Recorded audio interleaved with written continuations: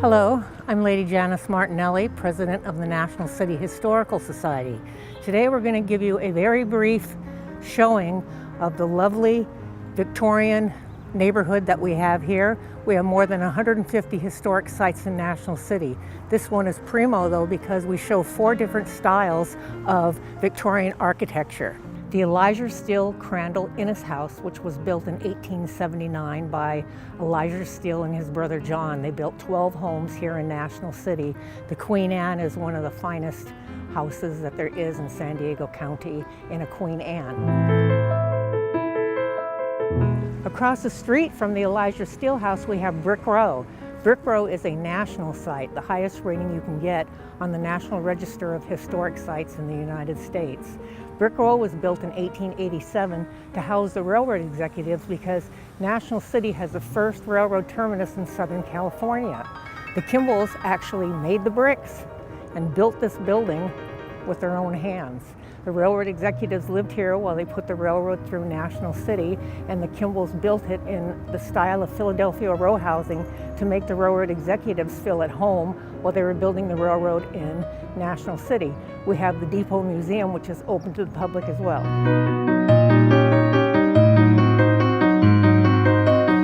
And this is the Proctor Rice House. In National City, the Kimball family, the founders, they actually started the first free school. You used to have to pay to go to school. It's called a stick-built house, which is a median income house of the era, the late 1880s. And this is where the first schoolmaster lived to teach at the first free school here in National City.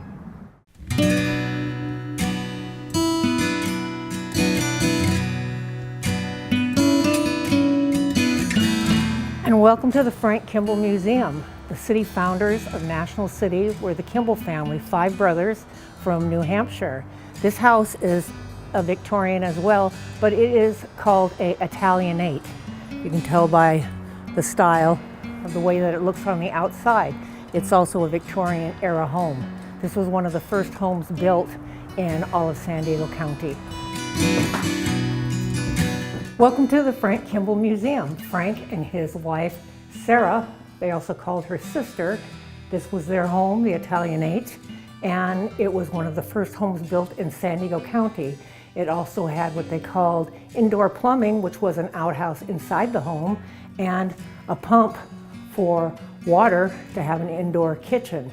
The wallpaper is replicated from the original wallpaper back in 1868. We call this room the Tower Room because of the winding stairwell, and the ceiling is 26 feet high, which was pretty massive and unusual back in the 1860s when the average height of a man was about 5'3" to 5'6", and the height of a woman was well under 5 feet. And here we have the study. This is Warren Kimball's study. On the wall here we have a picture of his wife, who is Flora. She was a writer. And she, along with sister, Sarah, are the ones who started the first free school.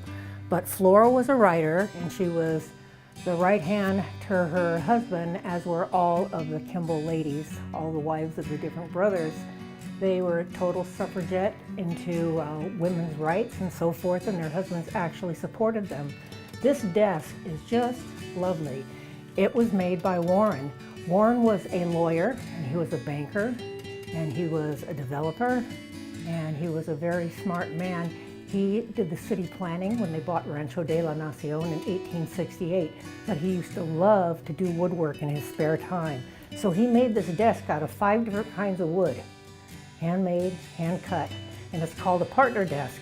There are chairs on both sides, and on both sides there's drawers and a place to sit, and they believed in togetherness.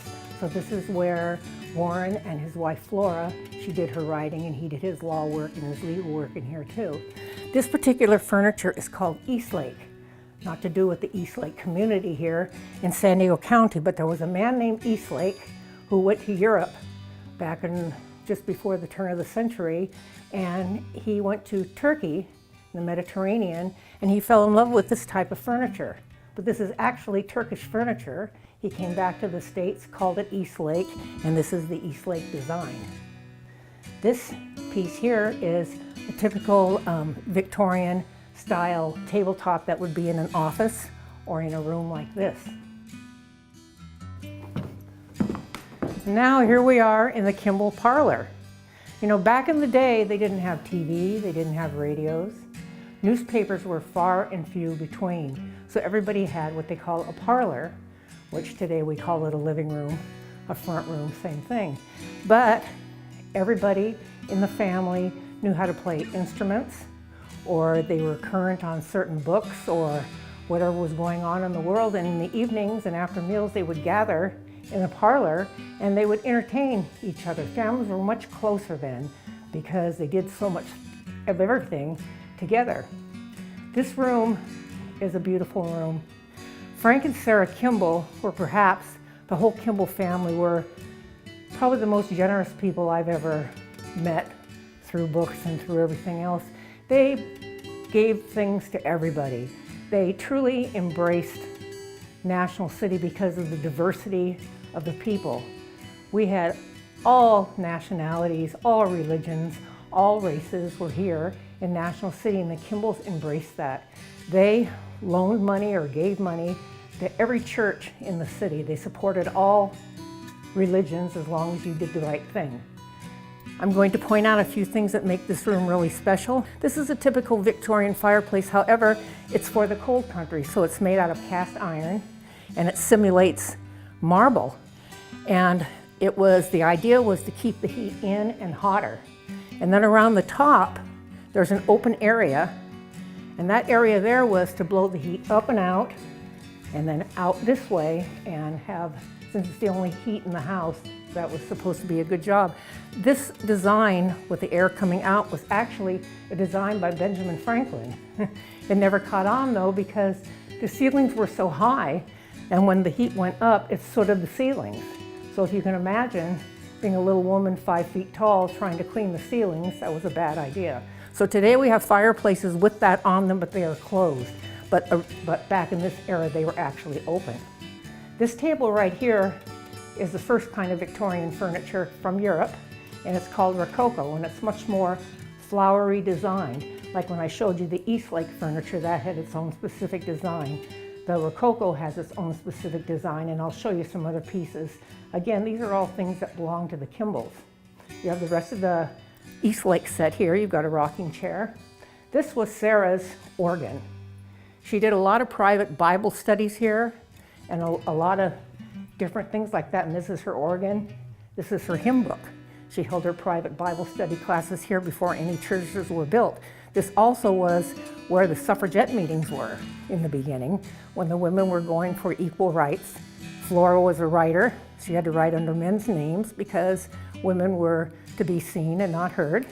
So she did write one book under her own name, and all the rest of them were under pen names. She would play the organ for her guests when they finished dinner and they retired in here. Frank played the violin and the cello, so they would get a three-piece thing going, and other guests who played instruments or recited poetry or whatever they did, they would entertain each other in this room.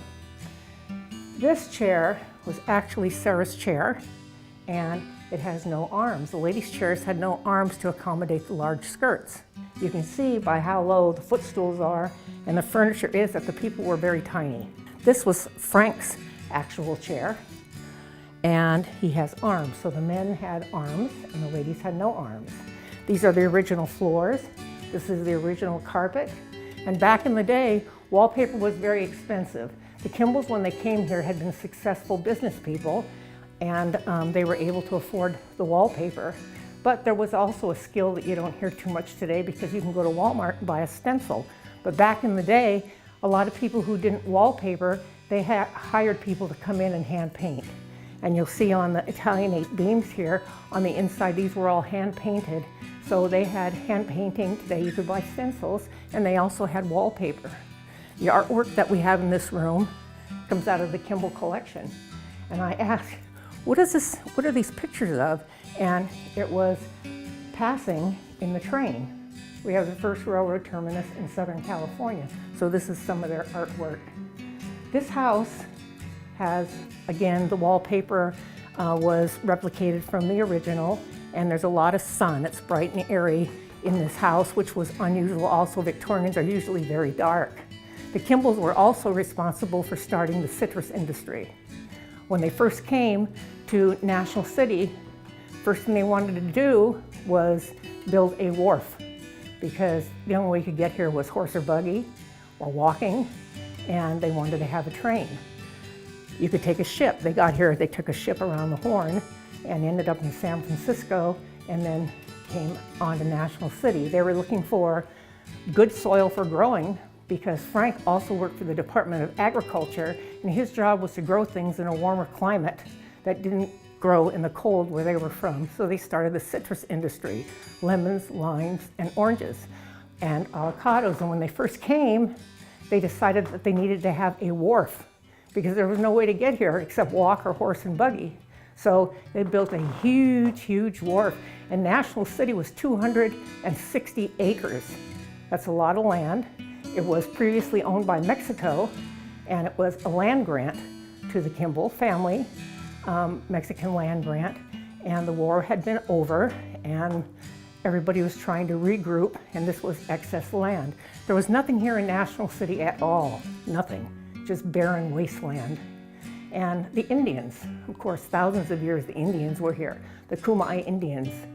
We need to give credit to the Indians because they actually were the first holders of the land. But through the years, the Kimballs loaned money to everybody, people to build their homes, people to start their businesses. They were here for 30 years. They only spent 3 nights alone in this house. The rest of the time was entertaining people who were building their homes, people who were starting their businesses. This house also was where many of our presidents stayed when they came to National City. National City became a big deal because of the railroad. Business boomed. Everything started happening, and it was because of the Kimballs. We had Roosevelt, we had Harding, we had President Wilson. All the streets you see on the west side are in remembrance of the presidential visitors that we actually had in National City who came and stayed in this house. Back in the day when people traveled, they like to Europe and so forth, they liked to bring things back. So everything was very eclectic. These vases here are from China. These chairs were made in Turkey. Everything is from around the world, and that's how they showcased that they were well-bred, well-traveled, whatever. The Kimballs were very, very humble people, and it was a sad story because in the end, they ended up losing their house. They lost everything that they had because nobody paid them back. So my goal has been over the last 42 years to let people know how important the Kimballs were for San Diego County.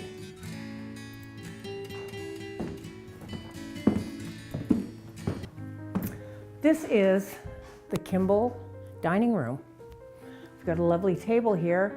This table goes twice as big, but we took the middle piece out of it because it took up the whole room. These chairs that you see around the perimeter of the room are the dining room chairs. You can't very well entertain house guests and presidential visitors with 4 chairs, so here are the rest of the chairs. As you see, on the one side we have the rest of the Rococo set.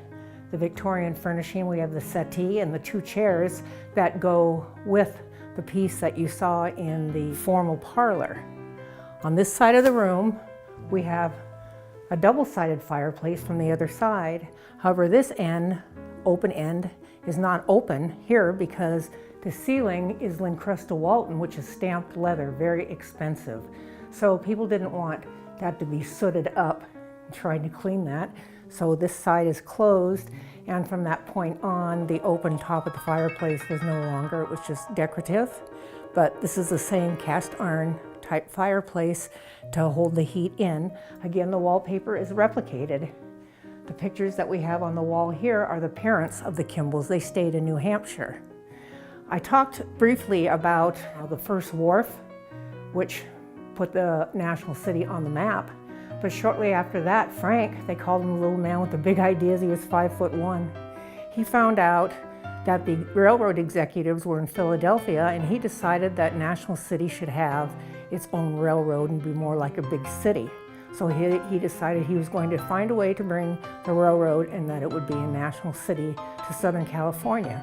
So he went many times to Philadelphia, where the railroad executives were, and he somehow convinced them to put the first railroad terminal in Southern California here in National City. And that is really what brought big business and many people to National City. We call National City today, but it was originally Rancho de la Nacion, owned by Mexico. And when the Kimballs came, they were looking for good land to grow, because Kimball worked for the Department of Agriculture. They were looking for year-round good weather so that they could grow things all year round. They wanted to be centrally located, and they wanted to be near the waterfront. They looked at 31 ranches all over Southern California area, and they chose this because it met all the requirements that they needed to form a city of God-fearing, loving people of a diverse population. So they picked this city, and that's where they bought it. But when they first got the railroad done, the Kimballs had started the citrus industry, lemons, limes, oranges, and they loaded a rail car, 3 rail cars, and she drove it to the first, they rode it all the way to the first World's Fair, and they showcased it in the East, and people were so blown away that they actually had the next fair, not at Balboa Park, but here in National City at a place called Grange Hall, where they showcased Kimball's alligator pear, which is better known today as the avocado. So people don't know that. People also don't know that the first Del Mar Fair, or the county fair, was started in National City as well. Also was the Lakeside Rodeo, Route 101 for the cars, the first school, the first citrus, and National City in the beginning encompassed all of Chula Vista, Bonita to the Sweetwater Dam, which wasn't there yet, but Kimballs were largely responsible for bringing the Sweetwater Dam to life. And it encompassed National City all the way to Seaport Village was all National City. It was huge. So this was the home of the Kimball family, and there were the 5 brothers, Warren, George, and Frank, who came first. The other 2 brothers, Levi, came, and his other brother, they were here a short time, but it was mainly Warren, Frank, and Levi Kimball who were here. So this is a really interesting place because it's got the architecture of the arch, which is, shows that the Kimbals were way advanced of their time, because the arches were not part of the Victorian era. They were more along with the Craftsman era, which is the next era after Victorian. So they really were ahead of their time in their thinking and so forth. But they were so darn generous that they ended up losing everything. Someone broke into their bank account, stole all their money. Nobody paid them back for their houses or for their businesses. And Kimball used to run ads in the paper. Well, whoever borrowed my lawnmower or my edger or my tools, or whoever, can somebody please pay me back? And he died a laborer. And when he watched the fair showcasing his alligator pear, he had to watch it, he wrote in his diary, from a rented room because he didn't have the money to get in. So I think that the Kimballs really do need to be showcased in a much broader way than they have been for all of the accomplishments that they have done for the county of San Diego. This is the original carpet in this room. These are the original floors. And again, can you imagine sitting here with President Roosevelt or President Harding or Wilson or any of the other famous people that were here? They actually were here sitting in these chairs. So think about that. This is my favorite room in the Kimball house. Some years ago, when the ADA requirements came through, the handicap laws, we couldn't no longer have people upstairs because it was not accessible. So what we did was we brought all the bedroom sets downstairs so that everybody could enjoy them, and they're all in this same room. This room houses first the Rococo style bedroom set of Flora and Warren Kimball. Warren was the attorney, and Flora was the writer and the suffragette, and this was their bedroom set. The ladies they crocheted the bedspreads, so those are original. Again, you have their entire bedroom set, these 3 pieces, which is the Rococo style.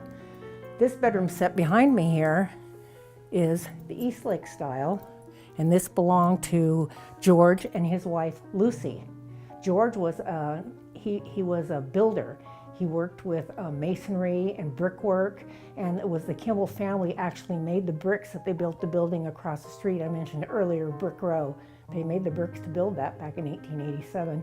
Still stands beautiful today. So this is also an example, a splendid example of the Eastlake design. And then to my left here is the Frank and Sarah Kimball's bedroom set. The baby carriage that you see in there, that was actually all of the Kimball family rode in that carriage. It's very old, but it's also very beautiful. Again, we've got the carpet, which is original. We've got the floors, which are original. And this room has a lot of really nice feel to it because it encompasses the feeling of the people who actually lived here and who slept in these beds. So I want to thank everybody for taking the time to watch this brief introduction of the Heritage Park block, which is at the 900 block of A Avenue in National City, and it encompasses all the buildings that we have shown you today. And we hope that you will take the time to come out and learn some of the history that perhaps you didn't know. We're here for you. We hope to see you. Thank you.